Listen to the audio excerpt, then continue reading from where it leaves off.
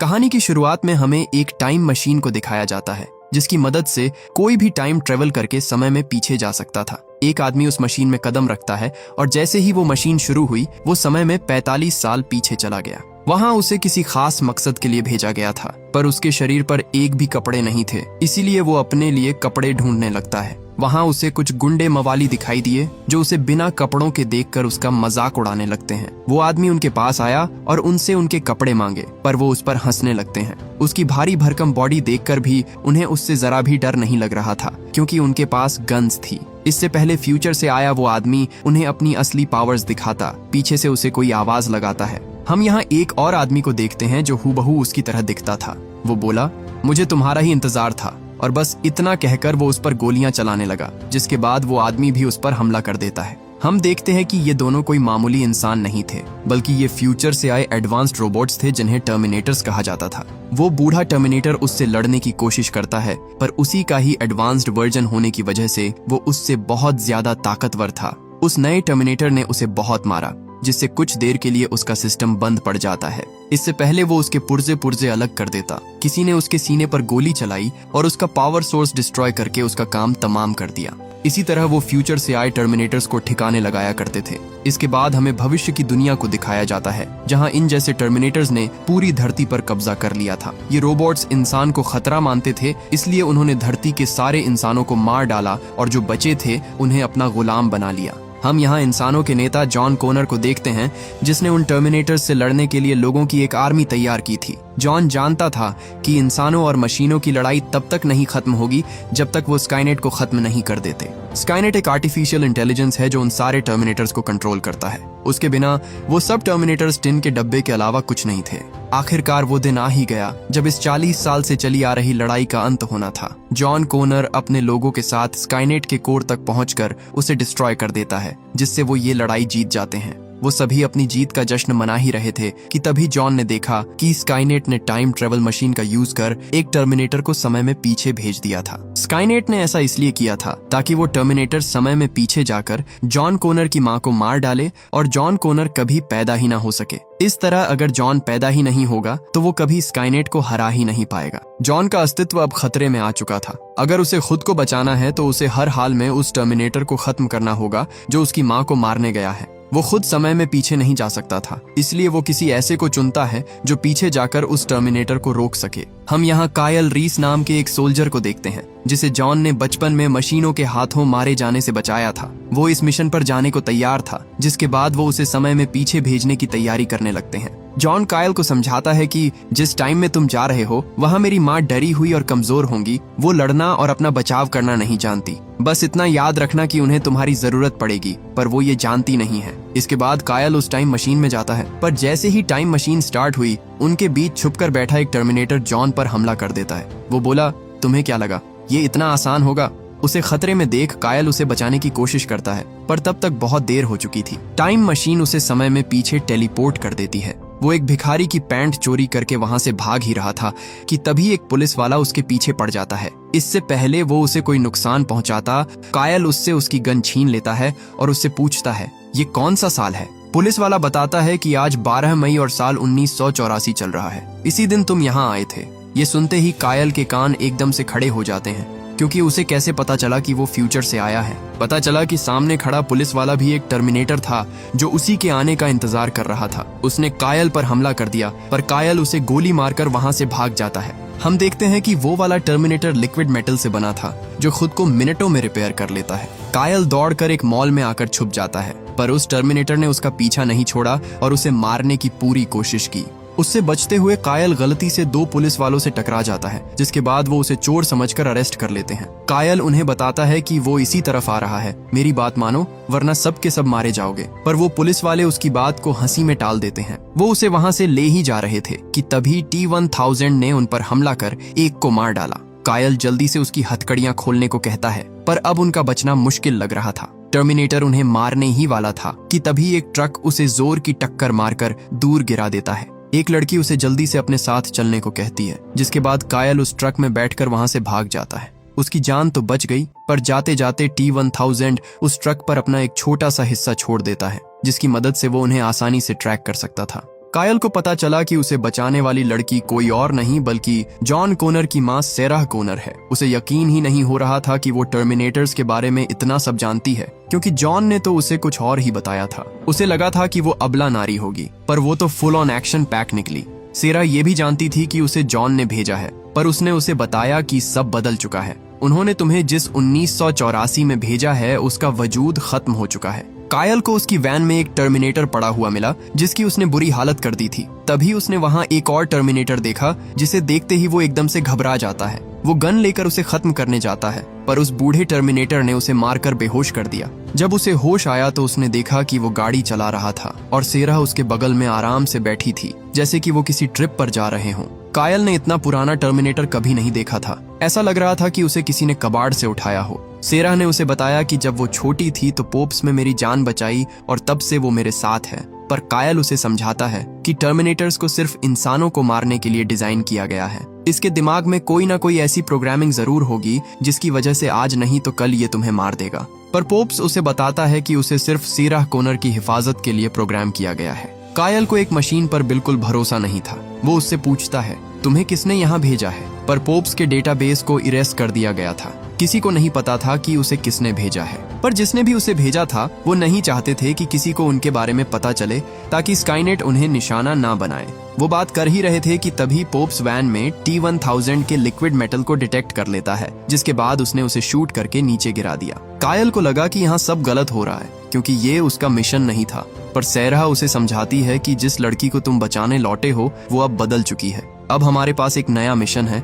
वो फ्यूचर में जाकर स्काईनेट को रोकने वाले थे। वो बात कर ही रहे थे कि तभी T-1000 उन पर हमला कर देता है। वो अपनी कार से निकलकर सीधा उन पर छलांग लगा देता है, पर कायल ने उसे शूट करके नीचे गिरा दिया। इसके बाद वो एक बंकर में आते हैं। कायल कहता है, हम रुक नहीं सकते वरना वो हमें ढूंढ लेगा। पर वो यही तो चाहती थे। टर्मिनेटर एक बार फिर उन पर हमला कर देता है। कायल उस पर फायर करता है, लेकिन तभी T-1000 ने उस कबाड़ पड़े टर्मिनेटर में लिक्विड मेटल की एक बूंद डालकर उसे फिर से एक्टिवेट कर दिया। वो उसे मारने ही वाला था कि तभी कायल उसे शूट कर देता है, पर आग की लपटें उसका कुछ नहीं बिगाड़ पाती, जिसके बाद उसे भागना ही पड़ता है। टर्मिनेटर एक लोहे की रोड उठाकर कायल पर कई बार हमला करता है, जिससे वो मरते मरते बचा। मौका पाते ही उसने उसे करंट का झटका दिया, पर इससे भी उसे कुछ नहीं होता। वो जल्दी से अपनी गन तक पहुंचने की कोशिश करता है। इससे पहले टर्मिनेटर उसके सर का कचूमर बना देता, कायल उसे शूट करके उसकी खोपड़ी उड़ा देता है। उधर सेराह जाल बिछाकर उस टर्मिनेटर के आने का इंतजार करने लगती है, पर तभी वहां एक की जगह दो कायल रीस आ जाते हैं। उन दोनों में से कोई एक टर्मिनेटर था, पर असली वाला कायल रीस कौन है ये पता करना बहुत ही मुश्किल था। आखिर में सेराह अंदाजा लगाकर एक के पैर पर गोली मारती है, जिससे उन्हें टर्मिनेटर का पता चल जाता है। इसके बाद उसने ऊपर लगे एसिड टैंक्स पर गोलियां चला दी, जिससे निकलने वाला एसिड T-1000 को पिघलाने लगता है। एसिड रेन से बाहर निकलते निकलते वो पूरी तरह खत्म हो चुका था, पर उसका बचा हुआ कुछ हिस्सा सेराह पर अटैक कर देता है। इससे पहले वो उसे मार डालता, पोप्स ने उसकी गर्दन पकड़ी और उसे एसिड में नहला दिया, पर इस कोशिश में उसके हाथ का मांस भी गलकर खत्म हो जाता है। कायल को पता चला कि उन्होंने फ्यूचर में जाने के लिए एक टाइम मशीन बना ली थी, पर उसे चलाने के लिए जो टेक्नोलॉजी चाहिए थी वो इस समय में नहीं थी। वो टर्मिनेटर्स को मारकर उनकी चिप्स निकाल लिया करते थे और उन्हें जोड़कर ही उन्होंने इसे तैयार किया था। पोप्स ने टाइम मशीन को 1997 में सेट किया और कहा, तुम दोनों को यहाँ से जल्दी जाना होगा। सेराह उसे भी साथ चलने को कहती है, पर उसका हाथ मांस से न ढका होने की वजह से वो मशीन में नहीं जा सकता था। सब कुछ प्लान के मुताबिक चल रहा था, पर तभी कायल उसे कहता है, हमें 1997 में नहीं बल्कि 2017 में जाना चाहिए। सेराह को उसकी ये बात एकदम बेतुकी लगी, क्योंकि तब तक स्काईनेट पूरी दुनिया पर कब्जा कर चुका होगा। उन्हें उस कंप्यूटर प्रोग्राम को लॉन्च होने से पहले रोकना था, न कि लॉन्च होने के बाद। कायल उसे बताता है कि तुम बिल्कुल सही थी, फ्यूचर चेंज हो चुका है। उसने बताया कि जब वो टाइम मशीन में था तब उसने ऐसी दुनिया देखी जो मेरी दुनिया से बिल्कुल अलग थी। मेरी दुनिया में जब मैं 13 साल का था तो मशीनों ने धरती पर कब्जा कर लिया था, लेकिन जो यादें मैंने उस टाइम मशीन में देखी थी उसमें ऐसा कुछ नहीं हुआ था। वो बोला, स्काईनेट 1997 में नहीं बल्कि 2017 में इस दुनिया पर कब्जा करेगा और हम तभी उसे रोक सकते हैं। पोप्स जो वहीं खड़ा सब सुन रहा था कहता है, कायल शायद सही हो सकता है। यहाँ टेलीपोर्ट होते वक्त टाइम मशीन में कुछ गड़बड़ हुई होगी, इसलिए कायल को अपना अतीत याद आ रहा है जो हमारा भविष्य है। साफ शब्दों में कहा जाए तो कायल दो बिल्कुल ही अलग टाइमलाइंस के भविष्य को देख चुका था। एक टाइमलाइन जिसमें जब वो 13 साल का था तब दुनिया पर मशीनों का कब्जा था, और दूसरी टाइमलाइन जिसमें ऐसा कुछ नहीं हुआ था। सेराह के कुछ पल्ले नहीं पड़ रहा था। वो इस मशीन को सिर्फ एक बार ही इस्तेमाल कर सकती थी, इसलिए वो 1997 में जाने का फैसला करती है। वो टाइम मशीन स्टार्ट करने ही वाली थी कि तभी कायल एक चिप निकालकर उसे बंद कर देता है, क्योंकि वो ऐसा नहीं होने दे सकता था। सेराह उससे वो चिप वापस मांगती है, पर वो उसे चिप देने को तैयार नहीं था। कायल चाहता था कि वो उस पर यकीन करे। वो उसे यकीन दिलाने का कोई तरीका ढूंढ ही रहा था कि तभी उसे एक और बात याद आई। उसने सेराह के हाथ को पकड़ा और उस पर उंगलियां फेरते हुए कुछ शब्द बोलने लगा, जिसे सुनकर सेराह एकदम से ठंडी पड़ जाती है, क्योंकि ये उसके पिता के आखिरी शब्द थे जो उन्होंने मरने से पहले उसे कहे थे। उसने ये अभी तक किसी को नहीं बताया था, जिससे सेराह को यकीन हो जाता है कि कायल झूठ नहीं बोल रहा। कायल ने उसे बताया कि स्काईनेट एक कंप्यूटर प्रोग्राम है और जब तक उसकी कोडिंग चल रही है उसे रोका जा सकता है। एक बार वो सर्वर में अपलोड हो गया तो हम उसे नहीं रोक पाएंगे। इसके बाद वो दोनों मशीन में जाने की तैयारी करने लगते हैं। सेराह ने पोप्स को कसकर गले लगा लिया। वो उसे इस तरह अकेले छोड़कर नहीं जाना चाहती थी, पर पोप्स सेराह से वादा करता है कि वो 2017 में उसका इंतजार करेगा।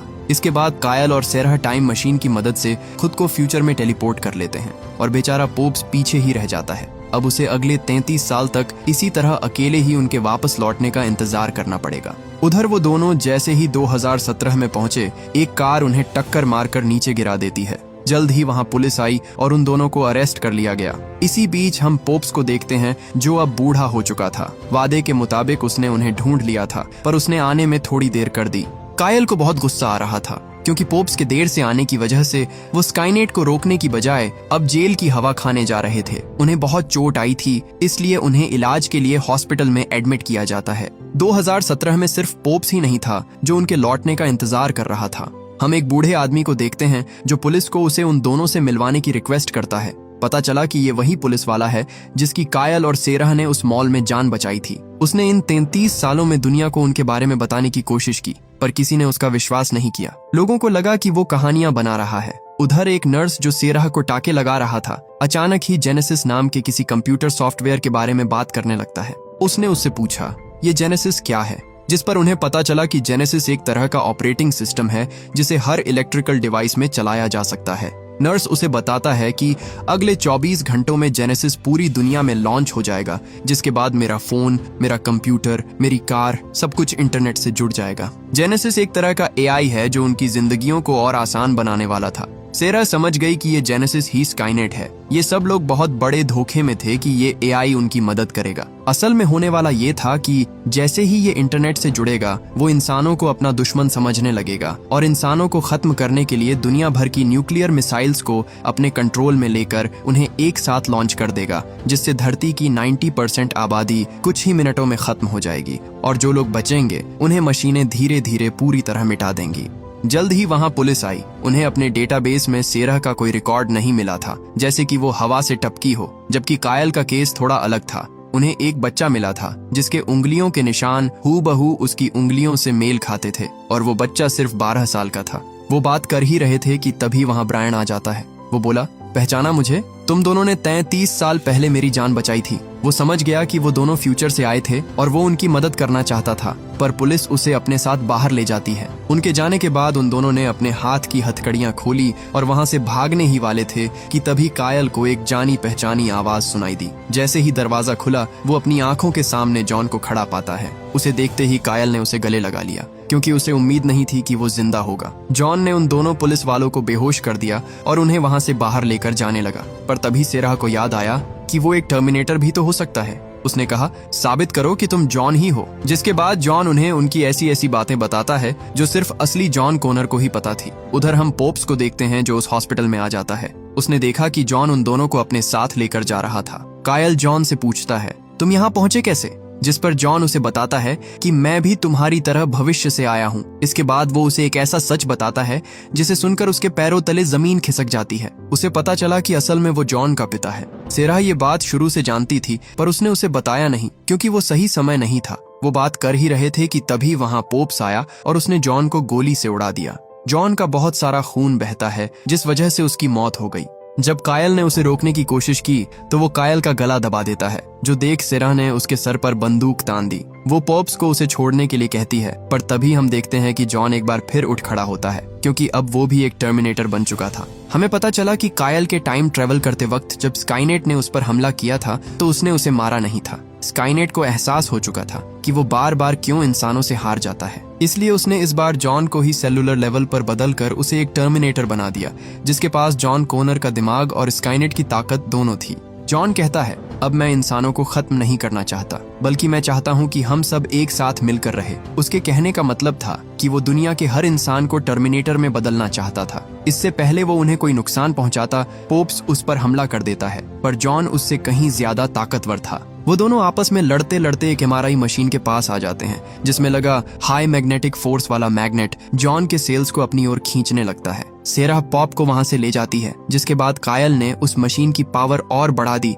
जिससे जॉन उससे बुरी तरह चिपक जाता है। कायल कुछ भी करके जॉन को ठीक करना चाहता था, पर जॉन अब इंसानों की नहीं बल्कि स्काईनेट के इशारों पर चलने वाला एक कठपुतली बन चुका था। इसके बाद पोप्स उन दोनों को एक सेफ जगह पर ले जाता है। पिछले 30 सालों में उसने इस दिन के लिए ढेर सारे हथियार इकट्ठे किए थे, पर उसे पता नहीं था कि स्काईनेट इस बार इतना एडवांस्ड होकर वापस लौटेगा। पॉप्स कुछ स्पीकर्स को तोड़कर उनके मैग्नेट से एक ग्लव बनाता है, जिससे जॉन की मैग्नेटिक फील्ड को डिस्टर्ब किया जा सकता था। उधर सेरा देखती है कि पॉप्स ने उसके बचपन की हर चीज को अभी तक संभाल कर रखा था, जिसे देखकर वो बहुत इमोशनल हो गई। बुलेट्स लॉड करते वक्त पॉप्स के हाथ कांपने लगते हैं, क्योंकि पुराना होने की वजह से उसकी मोटर्स कभी कभी काम करना बंद कर देती थी, पर वो किसी मैकेनिक की तरह जोर से हाथ पटक कर उसे ठीक कर लेता है। इसके बाद वो उन्हें उस बिल्डिंग का नक्शा दिखाता है जहाँ स्काईनेट को रखा गया था। उनका प्लान था उस पूरी बिल्डिंग को उड़ाना, ताकि बिल्डिंग के साथ साथ स्काईनेट भी खत्म हो जाए। वो बात कर ही रहे थे कि तभी जॉन उन्हें ढूंढते हुए वहां तक पहुंच जाता है।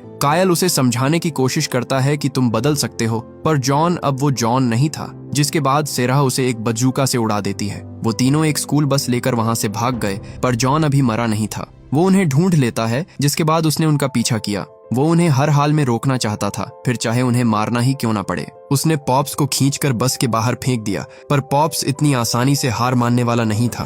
वो एक पुलिस वाले की कार लेकर फिर से उनका पीछा करने लगता है। इसके बाद जॉन ने टायर घुमाने वाली मेटल रोड को ही तोड़ दिया, जिससे उनकी बस बेकाबू होकर पलट जाती है। वो बस समेत नदी में गिरने ही वाले थे कि तभी पॉप्स उस बस को पकड़कर उसे पानी में गिरने से रोक लेता है।